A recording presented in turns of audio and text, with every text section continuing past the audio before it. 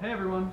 Lots changed in the past month, but I wanted to start by giving a huge thank you to Amy, Matt, and Alex for letting me stay with them and letting me store some of my stuff there while I'm looking for a new place. All three of you definitely deserve a spot on my list of true friends, and I also need to thank Steven Sanborn for letting me store the rest of my stuff with him. But first, so The Butcher, which I've talked about quite a bit in the past. I was the director of photography and one of the camera operators and had a small acting part. That's going to premiere in Las Vegas this November at the Shockfest Horror Film Festival, which is on the 22nd, 23rd, and 24th of November. I've never worked on a feature that's managed to have a turnaround this quick from when it was shot to when it's premiering, so I'm really excited about that. So I'm thinking about maybe planning a Vegas trip to go see it, but we'll see what happens. I'll show you a little bit of the trailer for the film here, and I'll put a link to the full trailer in the description. Mama? You sniveling sack of shit. This is how you turned out? Is this how I raised you?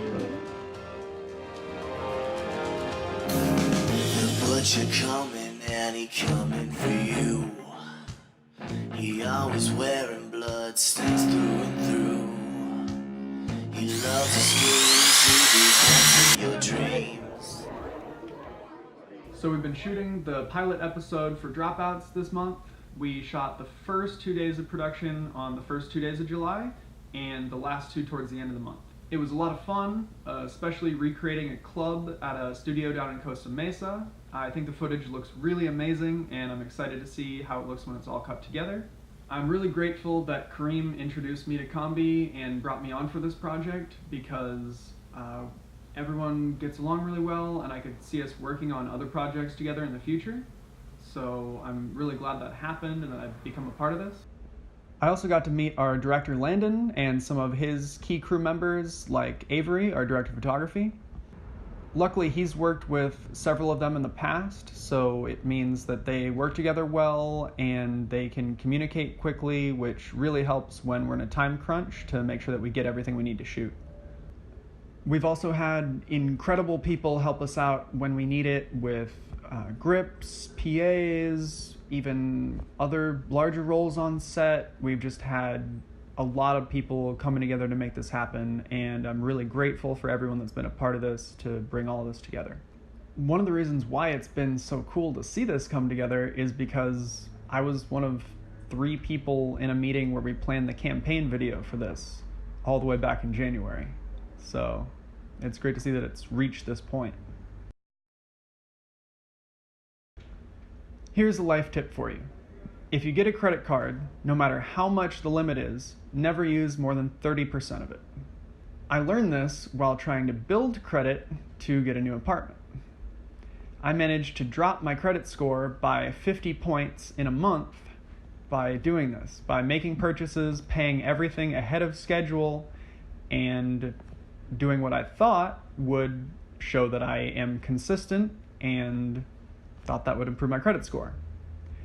It turns out, even if you have a $300 credit limit, if you use more than 30% of that, which for me is obviously under $100, it negatively affects your score. This brought me to the overall realization that I'm tired of learning through experience that's detrimental to my career or quality of life.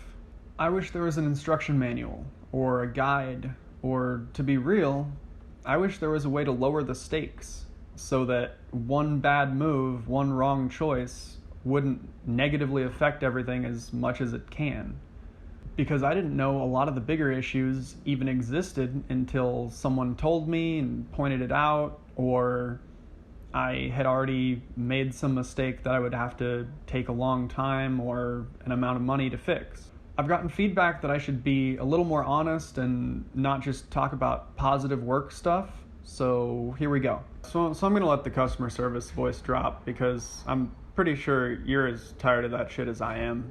So, alright, so July was a really hard month. I'll just be honest about that. So the whole month I knew that I was going to get kicked out at the end, and so I was looking for a place and trying to juggle work and just get everything done. And I realized how thin I was stretching myself and how many things I was letting slip through the cracks. And so it was rough.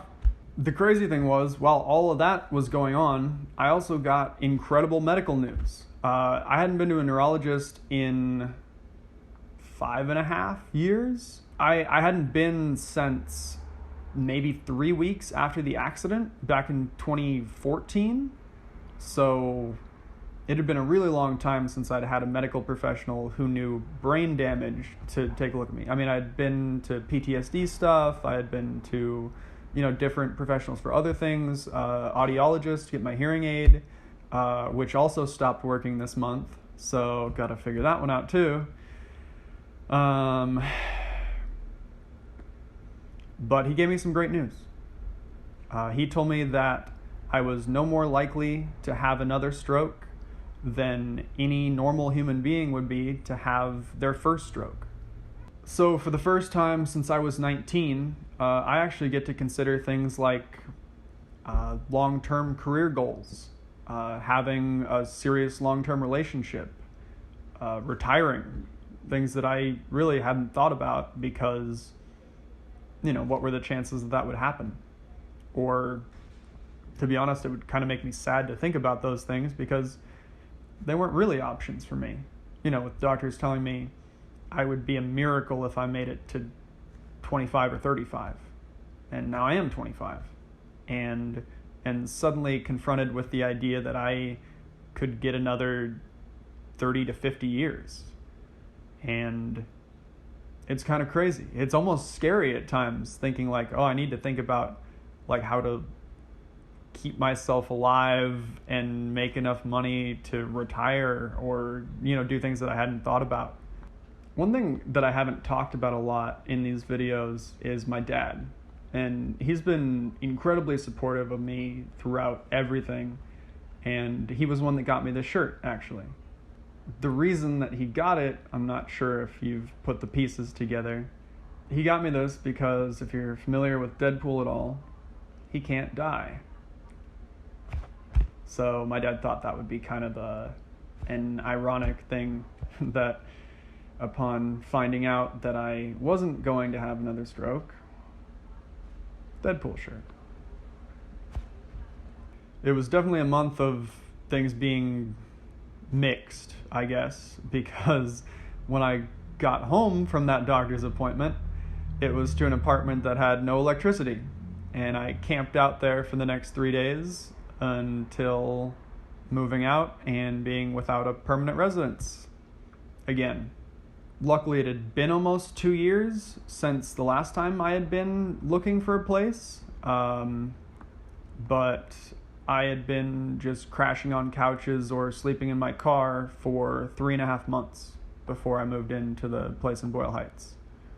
So it's definitely scary moving back out and looking for things again, this time on my own without a particular group of people that I plan to live with or anything like that. Because I've never had the credit to get a place on my own or the money, and now at least my credit score was okay, and they had to give us money to kick us out that early, so things are in a little bit better situation, reliable job that I love at least, but it's definitely going to be an adventure, one that I didn't plan to have again. And that's it for the month.